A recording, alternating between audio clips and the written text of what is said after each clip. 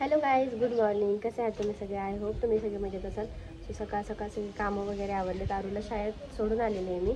आणि घराच्या जे बाजूला आहे ना, तिथं खरंच गवत झालं होतं, ते ह्यांना मी काढायला लावले. ते बघा,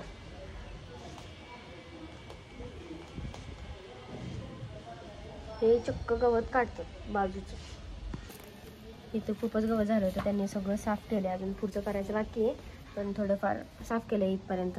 आणि इथं साफ करायचं म्हणजे काय माहिती आहे का, अरुणा ती कंगवा, तिची खेळणी वगैरे सगळी इथं टाकते आणि ह्यांना काढावं लागतं. मग बस बस काय एवढं बस नाही नाही काय करायचं ती काढा ना अजून, बारीक आहे ना एवढं, आणि ते वाढणार नाही रे. मग जेव्हा मोठं त्याला काढायचं, बारीक आहे कसं काढायचं. पटपट सगळं काढा, पटपट सगळं काढा. बसून बसून सुस्त आहे सगळं, किती काढायला. मला ग्लोव्ज नाहीत घालायला, म्हणून मी काढत नाही. काय गरज नाही. तिकडचं पण काढायचं आहे अजून, पुढचं. वाकून वाकून कंबर गेली असेल, व्यवस्थितच नाही झालं. थोडंफारच आहे गवत वगैरे काढली इथलं. ते राहू द्या, मग बस झालं होतं, नंतर काढू थोडंसं.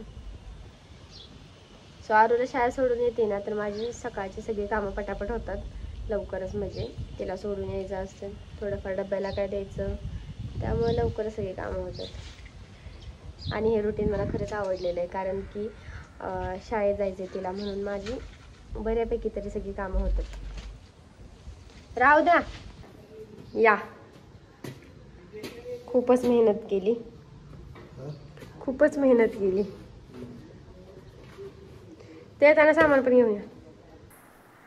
हॅलो गाईस, आता संध्याकाळचा टाइम झालेला आहे. मी आरूला आणल्यापासून जे झोपले होते ते आत्ता उठले, फ्रेश वगैरे झाले, नाश्ता वगैरे केला आणि मला जायचं आहे बाहेर. का तर आरूच्या स्कूलमध्ये एक फंक्शन आहे, मग त्यासाठीच आम्ही जाणार आहे शॉपवरती. ते रेंटनी ड्रेस भेटतोय का बघायला.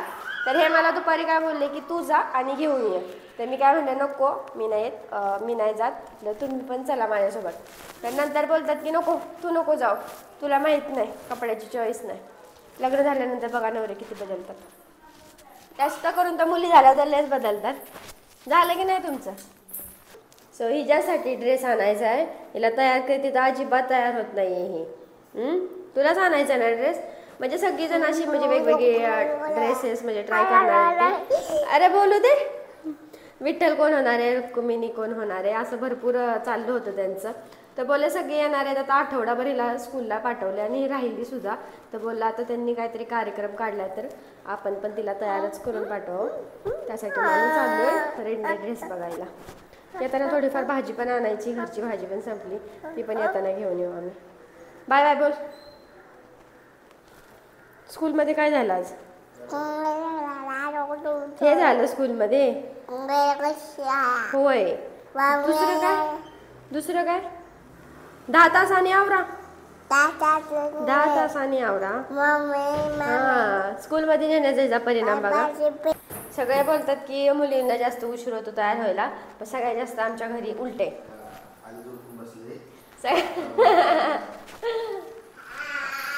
यांना इतका टाइम लागतो ना तयार व्हायला, लय उशीर लागतो. बाहेरचं वातावरण बघा किती छान झालं. काय करू, चप्पल घालू? चप्पल घालू? थांब की घालते मी चप्पल. हिची घाई असते नुसती बाहेर जायचे बोलले की. हो चल, खाली नको झोपूस. हॅलो गाईस, आम्ही घरी आलो. आम्हाला वाटलं पण नव्हतं की एवढ्या दुकानात गर्दी असेल म्हणून, कारण की सगळ्यांचेच ते फंक्शन चालू आहे ना, ते रुक्मिणी विठ्ठल बनवायचं. सगळ्यांनाच बनवायचं होतं. मग सगळेच आले होते ते रेडने साडी ड्रेसेस न्यायला. मला कसं काय माहिती, सगळ्यांनी नेलेत पण एक शिल्लक होता, त्यामुळे आरूसाठी मला एक भेटला ड्रेस. आरूसाठी ड्रेस भेटला, मी तुम्हाला दाखवते. म्हणजे काष्टा टाईप भेटलाय तिला. मला फ्रॉक हवी होती, ती खन फ्रॉक असते ना त्या टाईप पाहिजे होती, पण मला भेटलाय. सो मला भेटलेली ही छोटा ब्लाऊज आणि हा भेटलाय काष्टा. सुंदर आहे. मला पिंक कलर मग कलर सुद्धा नाही मला मनासारखा भेटला, पण पहिलाच फंक्शन आहे आपलं, उगाच नाराज नको करायला. आणि त्यांनी खूप वेळा सांगितलं होतं की आणा बनवून. अशी तुला ही आहे पदर आणि हा असा काष्टा आहे तिचा आणि ब्लाऊज. ह्याच्यावरती मॅचिंगची ज्वेलरी माझ्याकडे आहे म्हणून मी काय तिथून घेतली नाही. बोलले आहे माझ्यापाशी, कारण रेंज जास्त वाढवतात ते लगेच, म्हणून मी हेच घेतलं. फक्त साडी घेतली तिच्या मापाचीच आहे, एकदम व्यवस्थित तिला बरोबर बसेल अशी, बरोबर बसेल अशी आहे. सो घरात इतकं फ्रेश वाटतं नाही फ्रेम बघितल्यानंतर. तो आल्याला ह्यांनी लावली. तिथे शूज काढा ना, शूज काढा. येता येताच मग थोडाफार बाजार करून आले. बाजारामध्ये आम्ही आणलेत आज पाव आणले, वडापावचा बेत काढायचा आहे म्हणून. आणि दुसरं आहे बेसन पीठ. सगळं म्हणजे वडापावला लागणार सामान आहे ना, तेच घेऊन आले. आरूला लागते दूध चपाती, त्यासाठी दूध आणले. कोथिंबीर आणि बटाटे. काय कोण खाते, कोण खातंय? अरे वा वा. सो कोथिंबीर आणली आणि बटाटे. मग आज आमचं आहे, त्यांना खूप दिवस झाले वडापाव खायचे होते पण मी काय बनवतच नव्हती. सो फायनली मी सामान आणलं आणि आता वडापाव बनवणार आहे मी. पाव पण आले. अर्धी लादी आणली आणि अर्धी लादी पण दोघांना लय होते आमच्या. आणि दुपारी मी तांदूळ डाळ आणि पोहे हे सगळं भिजत टाकलं होतं, कारण मला डोसे बनवायचे आहेत उद्या. मग सकाळी ते मी डोसे बनवेन. काय झालं? क्या हुआ? होय, चला मग. सो चला गाईज, पहिले तर मी वडापाव बनवते. बनवते बोलते, बनवत नाही, इकडे तिकडे करते. बनवते ना. मी छान दिसत होती आज. चला बनवते पटकन. तिचे शूज काढा. तर वडापावची रेसिपी चालू आहे. रेसिपी सांगितली ना. लसूण, हिरवी मिरची, कोथिंबीर, जिरं, मीठ हे सगळं बारीक केले आणि मग त्याला फोडणी दिली. वडापावचा बटाटा बनवला. तर बेसन तयार झाले. किती वेळ लागेल? आता फक्त 15 ते 20 मिनिटात वडे तयार. हे खाऊन जेवण पण जेवायचे. काय बनवलंय? डाळ भात केला आणि ही थोडीशी भाजी. बुर्जी आहे ना, बुर्जी कर ना मग. डाळ भात केलाय मी. कुकर दिसतोय? अंडे आहेत ना तिकडं? अंडे आहेत ना. बुर्जी पण करावी थोडीशी. तर किती अंडे आहेत? अंडी 5 असतील ना? 6 अंडी आहेत. 4 अंड्याची बुर्जी कर. मग वडापाव राहू द्या. थोडीशी बुर्जी नको खायला. बरं 2 अंड्याची कर मग. 3 अंड्याची. वडापाव खाले ना पोट तुमचं फुल होईल. जर भूक लागली ना मी स्वतः देईन बनवून, स्वतः. बस काय एवढ्या साईजचं? थोडे बारकेच कर. बारके मी त्या दिवशी केले होते, तुम्ही करून दिले, छान लागत होते ते. करून देऊ का? नको, तुम्ही कशाची म्हणजे माझ्याकडून मला काय काम असलं नाही, की तुम्ही केलं, छान लागलं. छान आहे. असं नाही का? तर त्या दिवशी छान झाले होते, मला आवडले होते.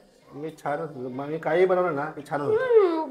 तर काय सगळी माझी मेहनत असते, स्वतःचं क्रेडिट लावताय. पण सांगत जाऊ नको. तर काय. किती होतील वडे? भरपूर होतील. जास्त नको करू. जास्त नको करू.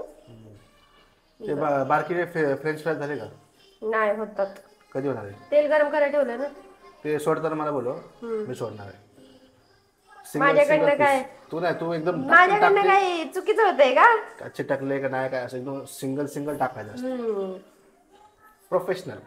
तर काय. काय करते? काय चाललंय पिलूच्या माझ्या? काय चाललंय पिलूच्या माझ्या? हा, डान्स करते? अरे वा वा वा वा. तू ड्रेस नाही घालून बघितला? नाही बघितला? ओ वा वा ओ वा वा. चाललं. खेळा खेळा खेळा खेळा. ओ काय काय काय? चल तिकडं चल. टावेल का खाली टाकला तू? टावेल का खाली टाकला? सोडा. पोरगी काय ऐकायचं नाही. जरा वडे काळे झाल्यासारखं वाटतं ना मला. नाही, वास किती भारी येतो. मला तर नाही आला. मोठं भांडं घे. तेल चांगलं काढ, तेलकट ठेवू नको. पेपर तेलामध्ये काय असं ना. हो का? काय असतं? कोलेस्ट्रॉल वाढतं तेल जास्त खाल्लं. होय का? तर गरम वडे झालेले आहेत. तर मी गरमच खाणार आहे. मेड बाय निको. गाईस वडापाव मी टेस्ट केलेला आहे आणि खरोखर सांगतो एवढा टेस्टी लागतोय ना. बाहेरचा एवढा टेस्ट नसतो, एवढा टेस्ट लागतो वडापाव. मला असं वाटतं एक गाडा टाकावा. तेच माझं पण म्हणणं आहे. एक हॉटेल टाकून द्यावं आपलं वडापावचं. घरीच असं समोर शटर वगैरे करून. छान झालं बाय. चटणी तेवढी भारी लागते की बसच. एकच नंबर वडापाव. तर गाईस फायनली आम्ही वडापाव खायला बसलोय. आणि कसा आला वडापाव? चटणीचं किती भारी झाले. छान लागतं. मी बनवलेला वडापाव खाते. घरी केल्यावर ते जास्त खायला भेटतं. तसं नाही, बाहेरचं आपण खाऊ शकतो. बाहेरचं तेल चांगलं नसतं. एवढी टेस्ट पण होतो. त्या दिवशी तुम्ही वडापाव आणला होता, खाऊ सुद्धा वाटत नव्हता. नुसता बटाटा होता सफेद. हा टेस्टी पण लागतं आणि आपल्या घरचं असल्यामुळे हेल्दी पण चांगला पण आहे. म्हणजे ऑइल आपलं चांगलं असतं घरचं. छान लागतं. असंच करायचं, बाहेर नाही, बाहेरचं चांगलं नसतं. गाईस आता वडापाव वगैरे खाऊन झाला आणि डोश्याचं बॅटर बारीक करायचं आहे. त्यासाठीच मी इथं आले होते. वडापाव बनवून झाल्यानंतरचा पसारा सगळं आवरायचं आहे, क्लीन करायचं आहे. पहिले हे बारीक करून घेते. गाईस डोशाचं बॅटर एकदम बारीक केलं आहे सगळं. आणि जो पण मगाशी किचनवरती राडा पसारा होता तो सगळा आवरला आणि असं एकदम क्लीन किचन केला.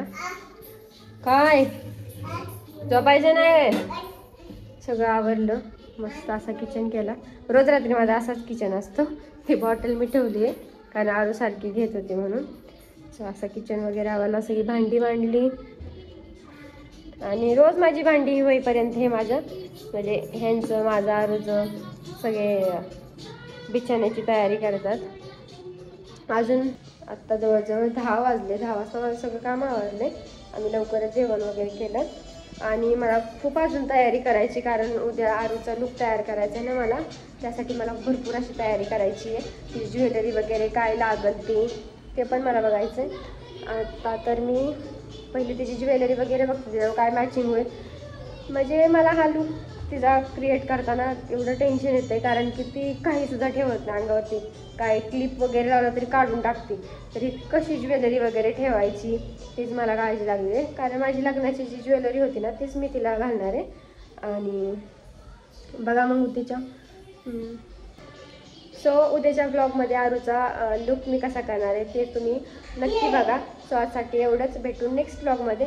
तोपर्यंत bye bye, good night, take care. आणि ज्यांनी चॅनलला सबस्क्राईब केलं नसेल त्यांनी लवकर चॅनलला सबस्क्राईब करा. थँक्यू.